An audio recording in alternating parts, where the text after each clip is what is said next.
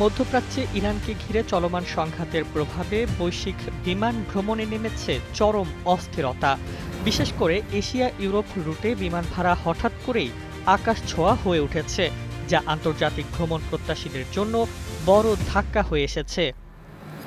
বিশ্লেষক প্রতিষ্ঠানগুলোর তথ্য অনুযায়ী কিছু রুটে টিকিটের দাম চলতি মাসে সর্বোচ্চ ৫৬০% পর্যন্ত বেড়েছে।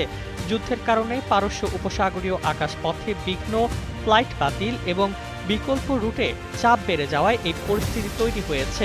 ইতোমধ্যে প্রায় ৭০,০০০ ফ্লাইট বাতিল হওয়ায় বৈশ্বিক বিমান চলাচল ব্যবস্থার ভঙ্গুরতা স্পষ্ট হয়ে উঠেছে। বিশেষ করে দুবাই, আবুধাবি ও দোহার মতো গুরুত্বপূর্ণ ট্রানজিট হাবগুলোতে সক্ষমতা কমে যাওয়ায় দীর্ঘ দূরত্বের ফ্লাইটে চাপ বেড়েছে।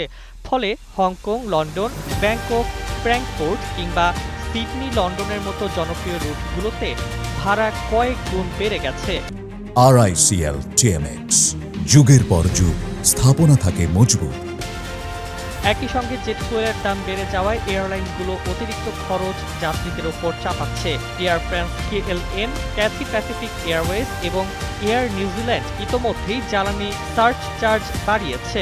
বিশ্লেষকদের মতে এই সংকট দ্রুত শেষ হলেও বিমান ভাড়া কমতে সময় লাগবে। অন্তত অক্টোবর পর্যন্ত ভাড়া উচ্চ পর্যায়ে থাকতে পারে। ফলে প্রশ্ন উঠছে, সস্তা বিমান ভ্রমণের দিন কি তবে শেষের পথে? Desk report, Bangladesh bulletin.